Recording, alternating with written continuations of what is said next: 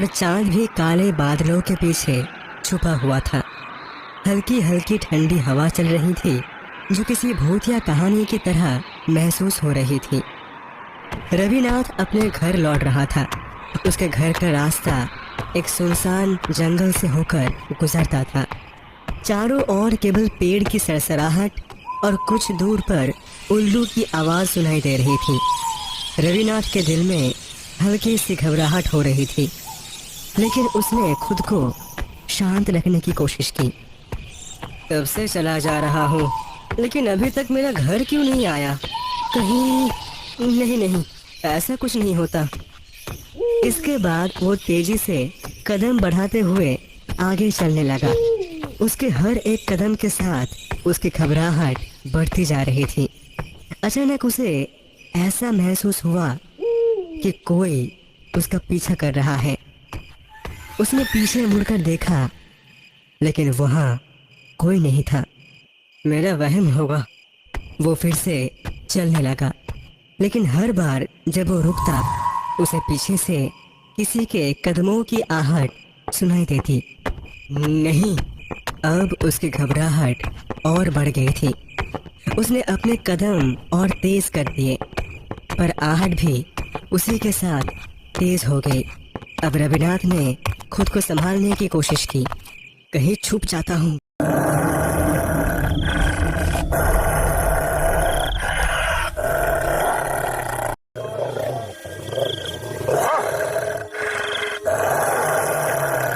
सुन मेरे प्यार की धुन, तुमने बुलाया और मैं चली आई।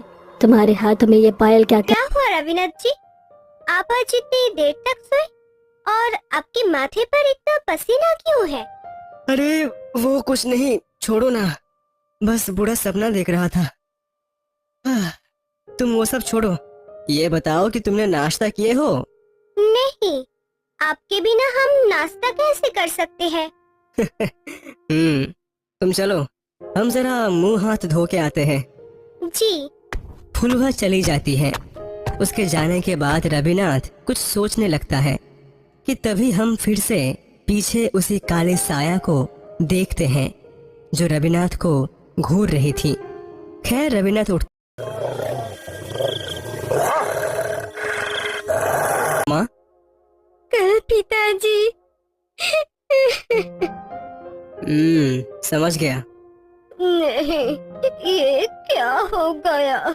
बेटा, तू कुछ करता क्यों नहीं? माँ, मैं कई लोगों से मिल चुका हूँ, लेकिन सभी ने हमारी मदद करने से मना कर दिया है। आपको तो पता ही है। नहीं, नहीं, नहीं। माँ, खुद को संभालिए। मैं कोशिश कर रहा हूँ कि सब ठीक हो जाए। खैर 2 दिन बाद रात का समय था। एक बार की बात है, एक छोटे से गांव में एक बूढ़ी औरत रहती थी जिसे लोग चुड़ैल कहते थे। गांव वाले कहते थे कि उसकी आंखें लाल थी और वह रात में जंगल में घूमती थी। गांव के बच्चे उससे बहुत डरते थे और उनके माता पिता उन्हें रात में बाहर न जाने की सलाह देते थे। एक रात गांव का एक लड़का जिसका नाम राजू था अपने दोस्तों के साथ साहसिकता दिखाने के लिए जंगल में चला गया। वे जंगल के अंदर गहरे चले गए और अचानक उन्हें एक पुराना टूटा फूटा घर दिखाई दिया। घर के चारों ओर घने पेड़ थे और वहां अजीब सी खामोशी थी। राजू और उसके दोस्त हिम्मत करके उस घर के पास गए। घर के अंदर घुसते ही उन्हें ठंडक महसूस हुई और अजीब सी आवाजें सुनाई देने लगी। वे सब डर गए और भागने की कोशिश करने लगे, लेकिन तभी उन्होंने देखा कि दरवाजा खुद ब खुद बंद हो गया था। अचानक अंधेरे में से एक परछाई प्रकट हुई। वह परछाई धीरे धीरे उनकी ओर बढ़ने लगी। राजू ने अपनी टॉर्च जलाकर देखा तो वह चुड़ैल थी। उसकी लाल आंखें चमक रही थीं और वह डरावनी हंसी हंस रही थी।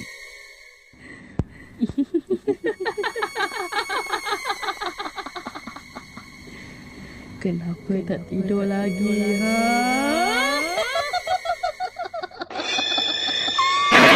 अबे भाग जल्दी यहाँ से, तू तो साले फंसा देगा किसी दिन हम लोगों को।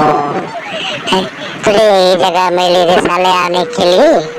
तू तो मरेगा ही मरेगा, हम सबको ही मार डालेगा। चल जल्दी से भाग यहाँ से, बाहर निकल जितना जल्दी हो सके। अब तेरी बातों पे कभी नहीं आऊँगा मैं। तो एक न एक दिन हम लोगों को मरवा के ही मानेगा। खुद तो फंसता ही है, साथ में हमें भी फंसाता है।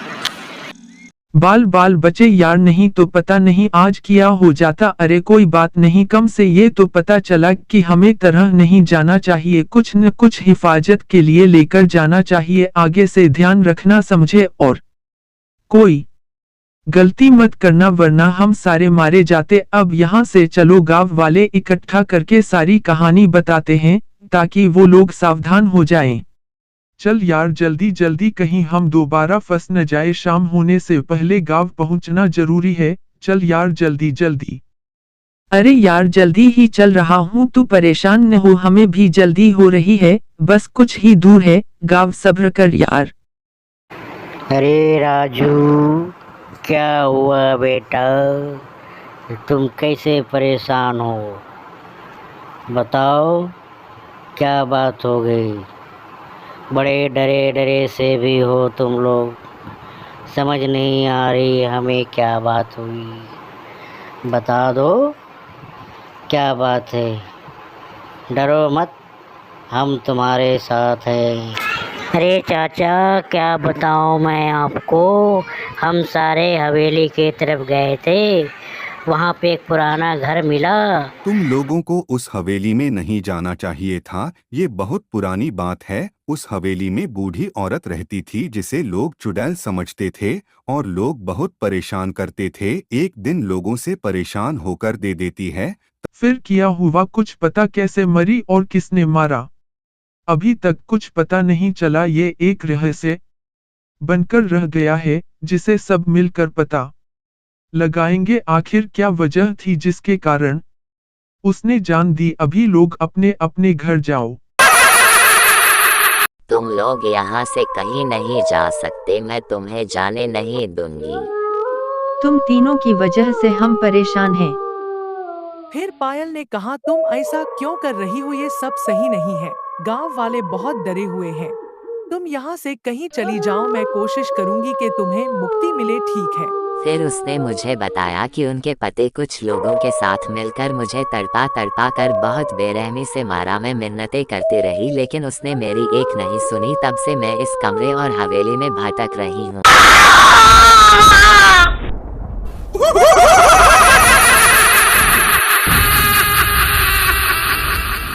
या भूत के रूप में प्रस्तुत की जाती है, जो विशेष रूप से रात के समय लोगों को डराने और नुकसान पहुंचाने के लिए जानी जाती है।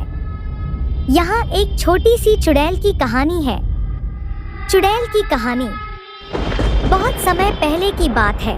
एक गांव में एक औरत रहती थी जिसका नाम चंद्रकला था।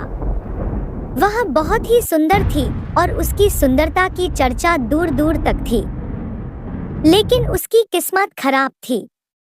उसके पति ने उसे धोखा दिया और उसे गांव से निकाल दिया। दुखी और निराश चंद्रकला ने गांव के बाहर एक पेड़ के नीचे फांसी लगाकर आत्महत्या कर ली। कहते हैं कि उसकी आत्मा को शांति नहीं मिली और वह चुड़ैल बन गई। गांव वालों ने मिलकर निर्णय लिया कि वे इस समस्या का समाधान निकालेंगे। उन्होंने निर्णय लिया, इन चुड़ैलों किसी तरह हमेशा के कैद करके तायखाने रख दिए जाए ताकि और किसी को परेशान ना करे। इसके लिए गांव वालों को इकट्ठा करना होगा और सभी को सावधान रहना होगा। अरे अब इसके साथ क्या करना चाहिए बता, क्या करो इसका? तो ऐसा कर, इसको उठा करके तहखाने में डाल दे ताकि ये दोबारा हमें परेशान ना करे और गांव वाले को पता ना चले कि हम इसे कहाँ रखे हैं, वरना ये लोग और परेशान करेंगे। इसलिए इस तहखाने में जबरदस्त तरीके से बंद कर दो। अरे जल्दी जल्दी चल भाई, गांव वालों को भी इकट्ठे करने, सारा कुछ बताना है, उनको समझाने भी है। तुम लोग ऐसे चलोगे तो कैसे जल्दी पहुंचेंगे, शाम भी होने वाली है। जल्दी जल्दी चल भाई, जल्दी जल्दी चल।